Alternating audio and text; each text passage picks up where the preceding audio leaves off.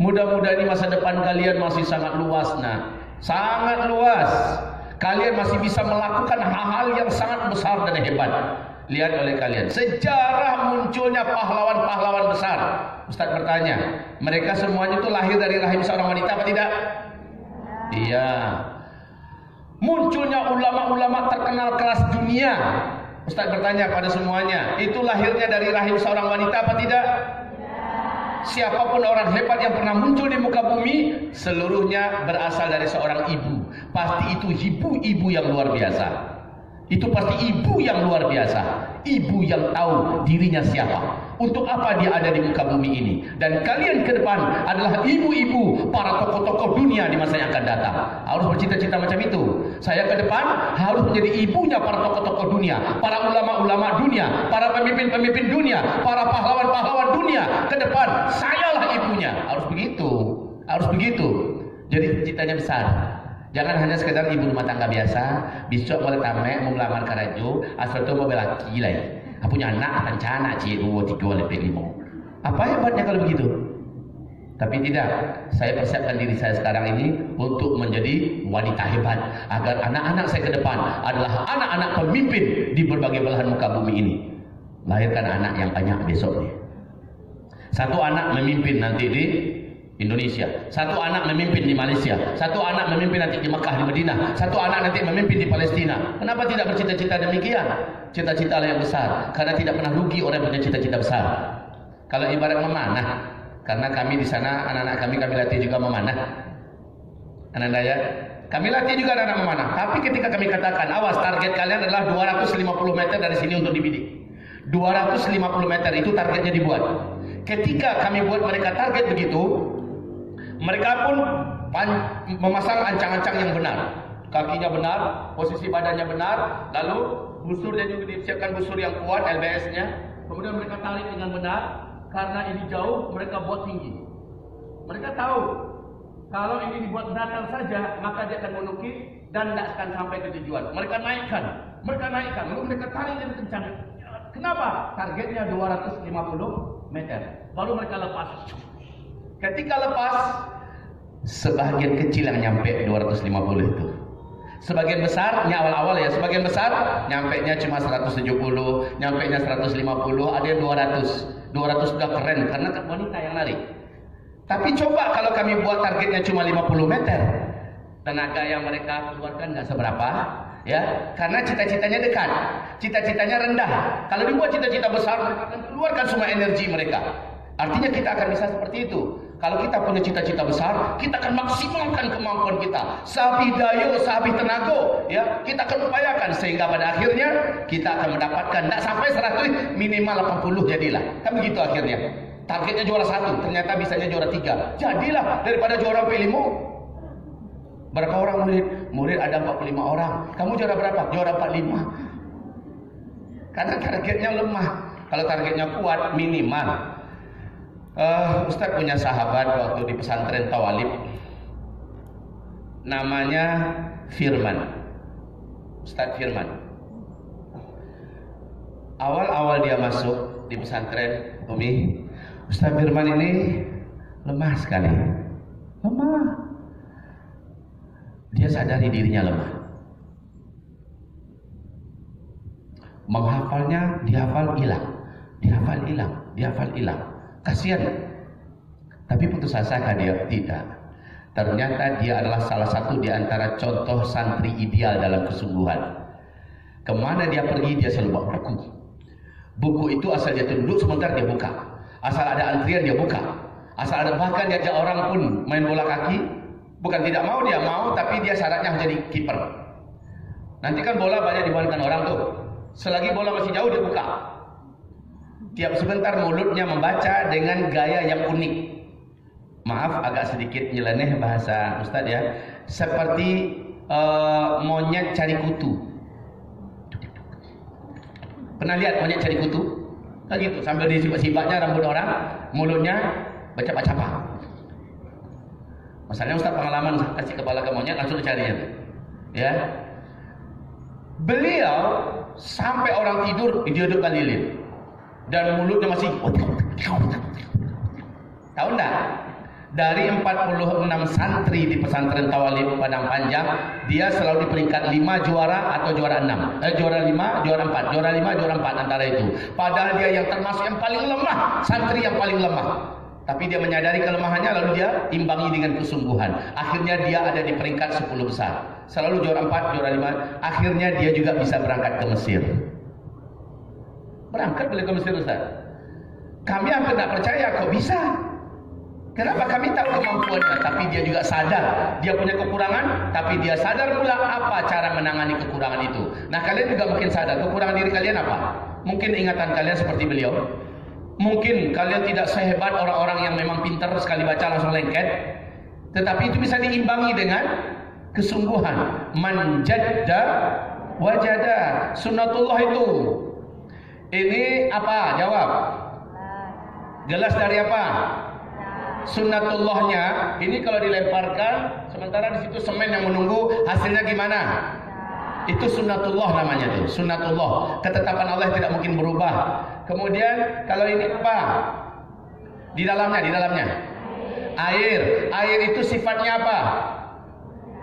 Basah, mengalir, kan itu sifat air. Dan itu sampai hari kiamat air akan tetap begitu. Air tidak akan berubah, itu namanya sunnatullah. Kalau kita pergi ke tempat tinggi, lalu kita loncat, hasilnya apa? Jatuh ke bawah. Kalau jatuh ke bawah, akibatnya apa? Belum tentu mati. Yang pasti jatuh mungkin saja, paling minimal patah-patah. Betul tidak? Sunnatullah itu. Jadi sunnatullah man jadda, sambutannya apa? Wajada. Orang yang bersungguh-sungguh pasti dapat. Bersungguh-sungguh pasti dapat. Kalian lihat kawan-kawan kalian cepat betul menguasai pelajaran. Baik itu tata boganya, baik itu menjahitnya, baik apa saja. Kalau kalian bersungguh-sungguh, kalian pasti dapat. Karena itu adalah sunnatullah. Sunnatullah itu tidak akan pernah berubah. Lan tajida li sunnatillahi tabdila. Tidak akan pernah kau dapatkan dalam sunnatullah itu tabdila, perubahan. Allah tak akan berubah itu. Siapa yang bersungguh-sungguh pasti berhasil. Itu kuncinya. Jangan sekali katakan, saya ini lemah, saya ini tidak kuat, saya ini bukan anak pintar, saya ini memang dari kecilnya udah on, saya ini, janganlah kayak gitu. Katakan, nah, asal saya sungguh-sungguh saya pasti bisa. Saya harus bisa. Kenapa tidak? Orang lain bisa, kenapa saya tidak? Harus begitulah. Baik ya, ini mukadimah, ini baru pengantar. Nah, berikutnya, 5 jam, pengantar 1,5 jam. Padahal maunya mengaji. Kita nggak senang ngaji nih. Ini bukan ngaji. Kalau ngaji pakai papan tulis, ya. Kalau ngaji di halaqah resmi. Kalau ini bukan ngaji. Tapi ini adalah motivasi. Ini adalah pembakaran emosi untuk menjadi orang yang hebat di masa yang akan datang. Nah, oke. Sekarang kita bacakan ayat. A'udzu billahi minasy syaithanir rajim. Tebak nih kira-kira surat apa? Bismillahirrahmanirrahim. Zuyyina lin-nasi hubbus syahawati minan nisa.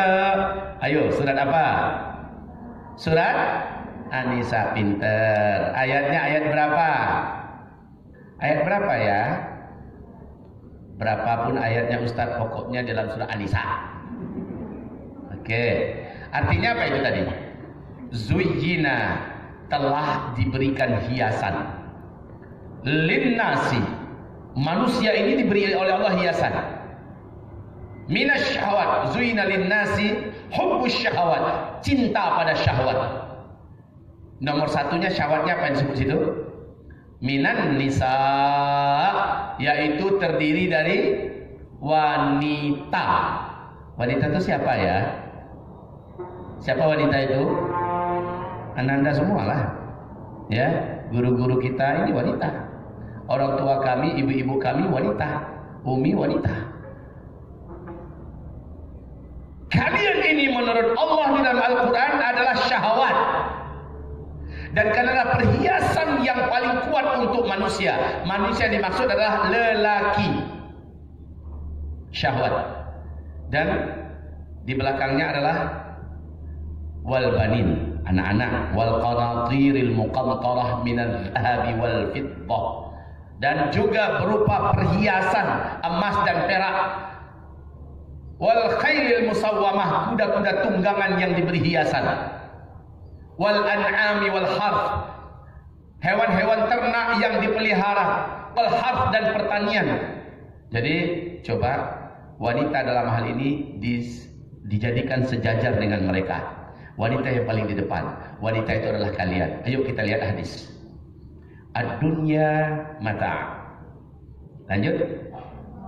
Hafal semua nih. Ad-dunya mata'. Lanjut. Wa khairu mata'iha al-mar'atus salihah. Dunia ini adalah kesenangan, perhiasan yang menyenangkan, dan perhiasan yang paling menyenangkan itu adalah wanita. Ternyata bukan sampai wanita aja, ada lanjutannya, wanita yang solehah. Wanita yang solehah itu perhiasan. Tapi kalau wanitanya tolehah, lawan dari solehah adalah tolehah. Lawan dari soleh adalah toleh. Kalau wanita yang tolehah, menyamak di penganang. Dia mandangan namanya disabui menjelujuh jantung, mancaliaknya berbulu encik matu, ya dakik jinyo rasa-rasa tapanggang muka ke kepala. Itu kalau wanita tolehah. Tapi kalau wanita solehah, dengar namanya disebut sejuk ke hati, melihatnya teduh mata, dekat dengannya adem ayem. Itu wanita solehah, ya. Wanita solehah ini sampai-sampai Roma Irama membuat lagu khusus tentang wanita solehah. Ya. Wanita solehah adalah sebaik-baik perhiasan yang ada di muka bumi. Ayo, pilihan cuma dua. Kalau enggak jadi wanita solehah, jadi wanita apa tadi? Tolehah. Mau pilih yang mana? Solehah apa tolehah? Kalau kedengaran yang enak-enak mana? Tolehah atau solehah? Jadi sepakat mau jadi wanita solehah? Sepakat menjadi wanita solehah? Sepakat, dan Ananda sudah diberi oleh Allah jalan yang benar. Ananda nyampe kemari. Ini tempat memproduksi wanita-wanita solehah yang produktif. Di tempat ini, di sini digarap, diolah, diproduksi wanita-wanita yang dimasukkan dalam hadis Nabi, an-nisa imadul bilad. Artinya apa itu? Artinya apa? An-nisa, para wanita-wanita, imadul bilad, adalah tiang-tiang negara. Adalah tiang-tiang negara. Wanita, bukan laki-laki tiang negara. Bukan laki-laki. Begitu Islam memberikan penghormatan pada kita, pada kalian kaum wanita. Wanita tiang negara. Kalau tiangnya kuat, negara itu kuat. Kalau tiangnya lemah, negara itu lemah. Baik, dengan adanya Pondok Pesantren Al-Faruqi ini, rasa harap itu masih tetap terjaga. Berharap Indonesia ke depan masih ada harapan. Kenapa? Ada pesantren yang khusus menggarap tiang-tiang negara. Kalau dalam konstruksi bangunan, tiang-tiang yang sebelum dipasang nih, dia kan kalau dipasang-pasang ini biasa kan, besinya dulu dibuat tapak gajahnya kan begitu. Tapi ada tiang yang dibuat di pabrik langsung dengan kualitas yang sudah terukur menurut standar internasional. Dibuat tiang-tiang itu tuh sangat kokoh tuh, dihantam pun dengan apa, dia akan kuat, akan pecah. Itu tiang macam itu yang disiapkan. Kalau ibaratnya bangunan pesantren mempersiapkan tiang macam itu, yang kelasnya begitu, dihantam sampai setengah hilang, dia tidak akan pecah. Dan itu mobil truk yang berisi puluhan ton, atau bisa jadi kereta api menabrak kereta apinya yang patah-patah. Saking kuatnya tiang itu. Dan yang macam itu, ibarat kalau dalam bangunan wanita tiang negara, tempat menyiapkan tiang yang hebat macam itu adalah macam ini tempatnya. Yaitu seperti pesantren Al-Faruqi, di mana orang-orang tua yang mendidik, guru-guru yang mendidik sudah punya visi yang jelas, sudah punya misi yang jelas. Kalian dipersiapkan untuk menjadi ratu-ratu bidadari di surga, sementara tiang-tiang negara di dunia. Allahu Akbar. Tapi itu wajib berimbang. Kalian dan keluarga sepakat menyambut semangat sekolah ini, dan juga pihak sekolah sepakat juga yang bergabung dan merapat di sini, para guru-guru yang kami muliakan. Kita yang merapat dan bergabung di sini seluruhnya dengan satu tekad. Saya di sini bukan hanya untuk mencari makan. Saya di sini bukan hanya untuk kerja saja, tapi demi Allah saya di sini bekerja, tapi untuk menumpuk amal soleh sebanyak-banyaknya melalui pekerjaan saya ini. Saya akan jadikan anak-anak ini anak-anak solehah. Saya akan jadikan anak-anak ini anak-anak yang bisa dijadikan ibu yang terbaik untuk generasi masa depan. Saya akan siapkan anak-anak ini menjadi istri-istri yang bisa dibanggakan oleh para tokoh-tokoh umat di masa yang akan datang. Jadi yang datang kemari melamar adalah calon-calon tokoh umat. Ulama-ulama yang datang melamar kemari mau. Yang datang kemari adalah calon gubernur yang soleh, mau. Calon menteri yang soleh, mau. Calon ulama dunia yang soleh, mau. Yang datang kemari, karena mereka langsung persepsinya kalau cari istri yang solehah pergi ke Pondok Pesantren Al Faruqi. Datang langsung ke Umi. Mi, sudah ada stok Mi? Ready stock sudah ada? Oh sudah ada. Umi, kami boleh Mi? Yang datang yang lain lagi datang. Kami juga mau Mi. Kami juga mau. Kami juga mau. Rebutan kalian. Se-Indonesia mengenal Pondok Pesantren Al Faruqi tempat pendidikan wanita-wanita yang berkualitas. Wanita-wanita yang memiliki kekuatan yang tangguh, tahan banting. Bukan diangkat kalian dibanting, bukan kayak gitu. Tahan enggak ya? Bukan gitu. Tapi dalam artian kalian bukan wanita cemen, bukan wanita mudah menangis, wanita mudah menyerah, wanita yang juga mudah ditaklukkan laki-laki, wanita yang juga bukan murahan. Ayo, makin kalian mempermahal diri, yang mahal-mahal yang akan datang pada kalian. Makin kalian menjaga diri, orang-orang yang terjagalah yang Allah pertemukan dengan kalian. Nah, Bapak dalam masalah ini sedikit kita bercerita. Ini Kak Ais, ini tahu nih cerita abinya dengan Mama Aisyah. Ya Kak Ais ya, gimana cerita Abi sama Mama Aisyah? Ini Kak Ais ini adalah anak asuh Abah. Beliau dari Rengat sejak kecil dulu, ya, sejak kecil sudah bersama dengan Abah bersama-sama dengan generasi yang Abah bina di sana di Rengat. Abah dah tahu beliau bagaimana kisah kami. Singkat saja, Mama Aisyah itu, insya Allah kami bawa kemari. Kemarin datang Mama Aisyah kemari.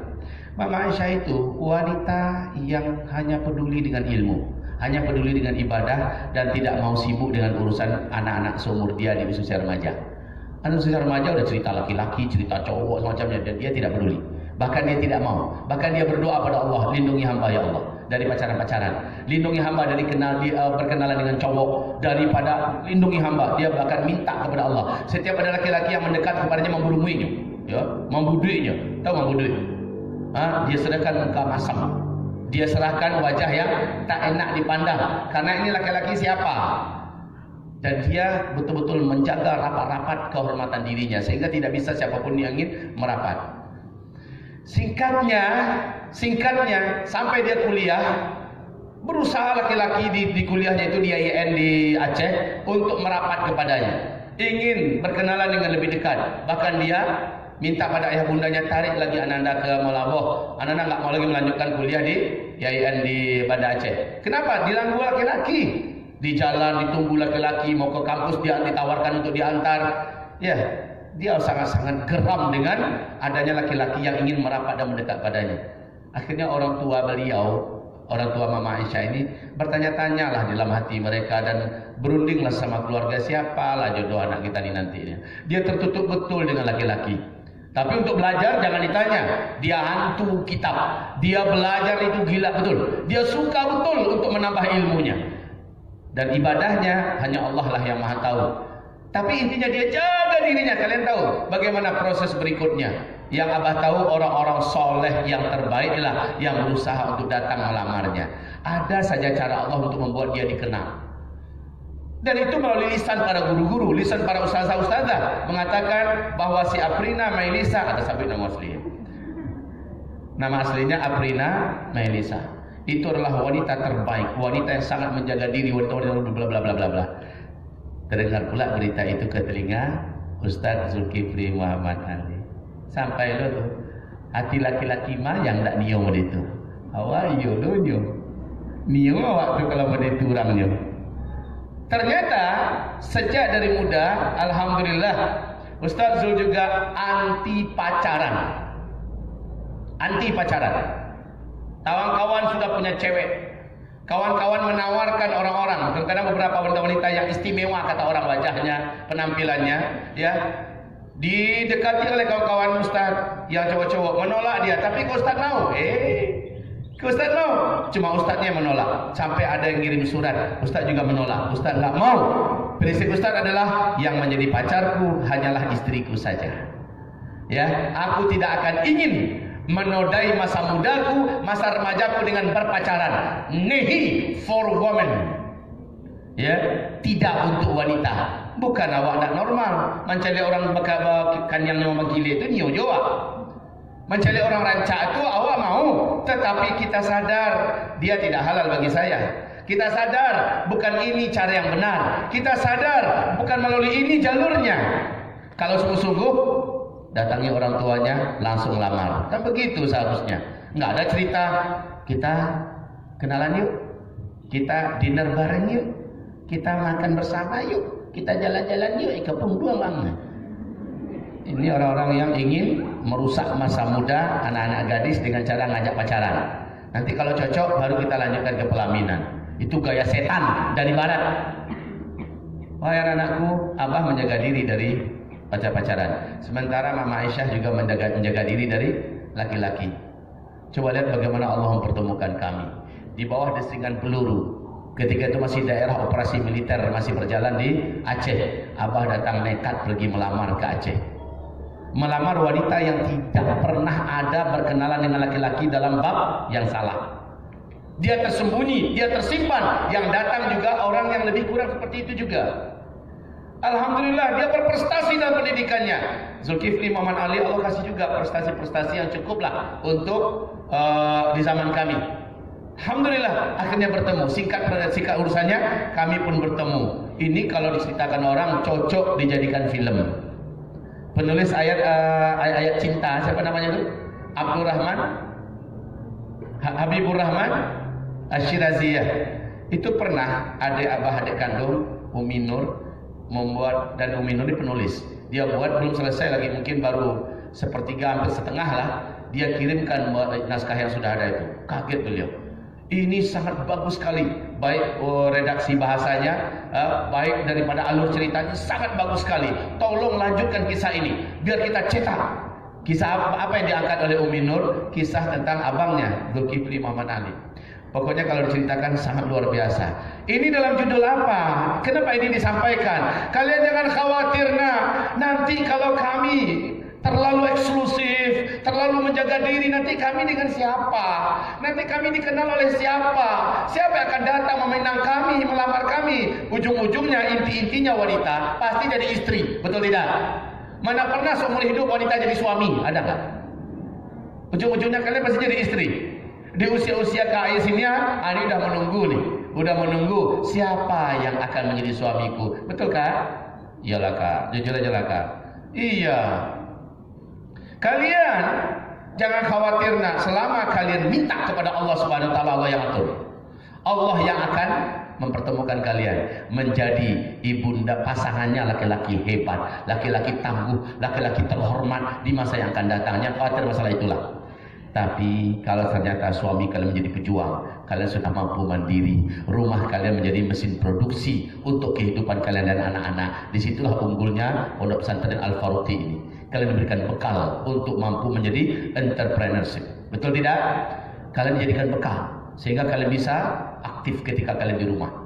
Di Payakumbuh ada seorang ibu, tak usah disebutkan namanya. Orang mengatakan adalah Cinanya Minang. Nyora Minang, tapi utaknya tak Cino. Ibu ini Masya Allah, miliarder utama, Haratonyo Basera.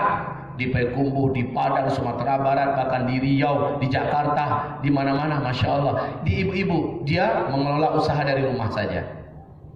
Inilah kalian disiapkan di sekolah-sekolah macam ini, seperti beliau melalui pendidikan macam ini. Makanya strategis sekali yang dibuat sekarang, strategis sekali.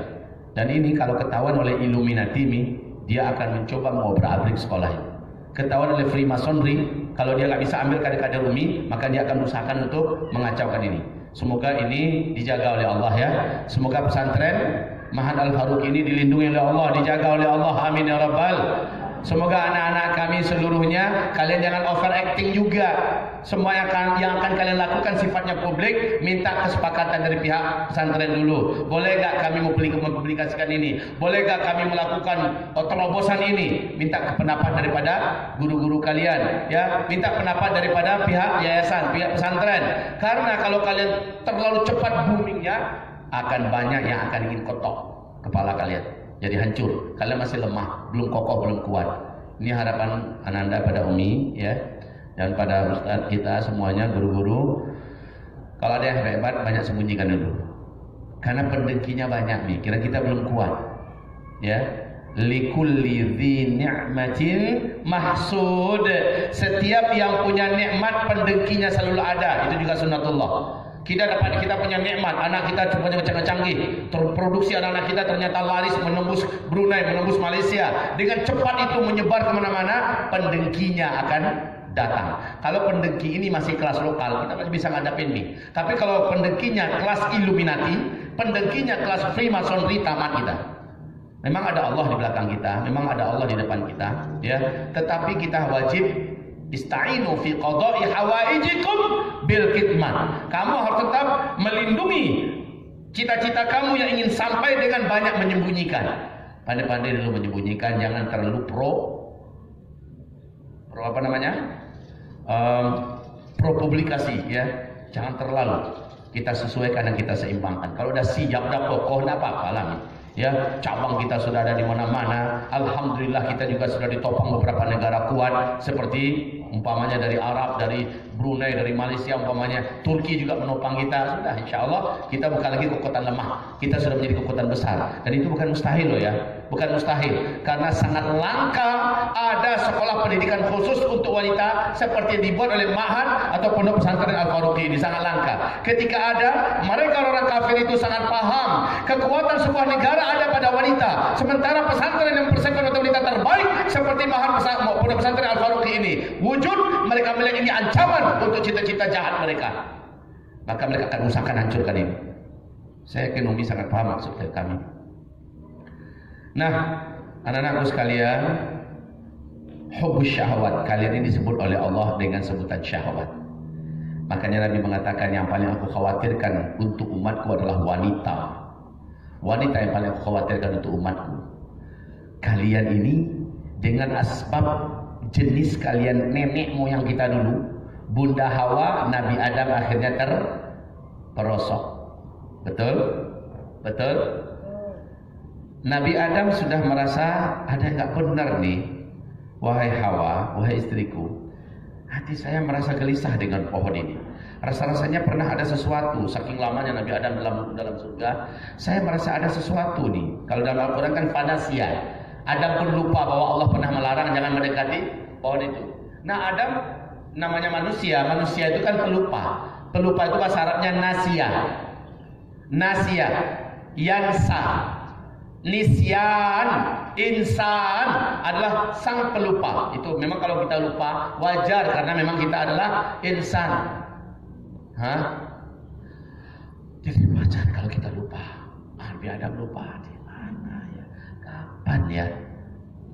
Istrinya terus dirayu oleh iblis dengan bahasa-bahasa yang memikat. Pakai bersumpah-sumpah lagi iblis.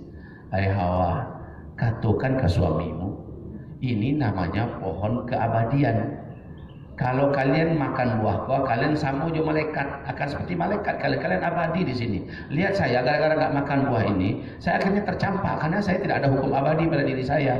Makanlah, makanlah buah ini, makanlah. Lalu apa kata Siti Hawa? Suamiku, semua yang di surga sudah kita kinyam, sudah kita cicipin. Tinggal yang satu ini saya penasaran lah. Bang, ayolah bang. Oh udah, cie saja tidur. Aju, oi Uwan, apalah nama panggilan Nabi Adam oleh Siti Hawa ketika itu, terserah. Pokoknya mampu dia merayu Nabiullah Adam alaihissalam. Akhirnya fa'akala minha, dua-duanya memakan buah itu. Lalu terbukalah aurat mereka, lepaslah pakaian kehormatan dalam surga, tercampaklah mereka ke dunia. Awas, wanita.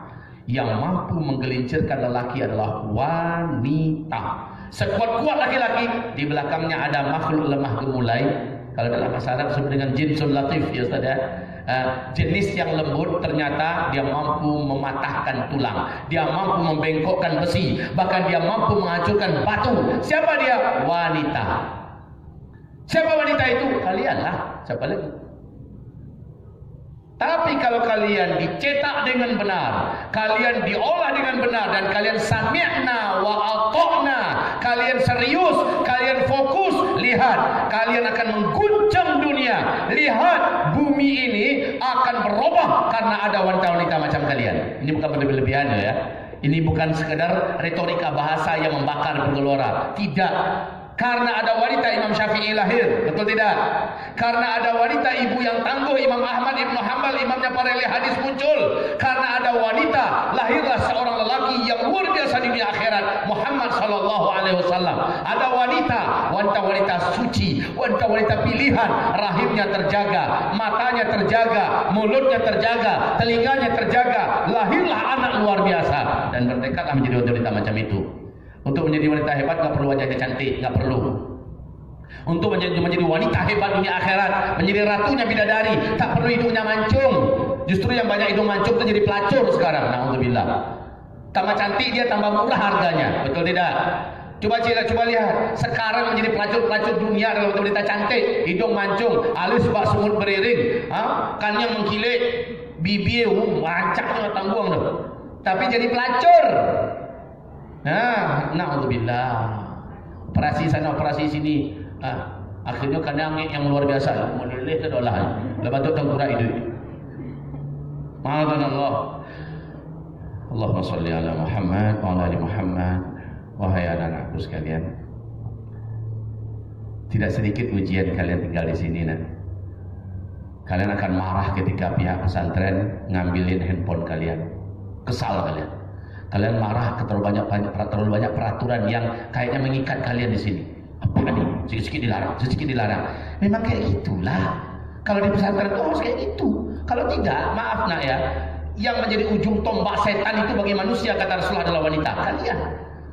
Makanya mengawasi wanita lebih berat daripada mengawasi laki-laki.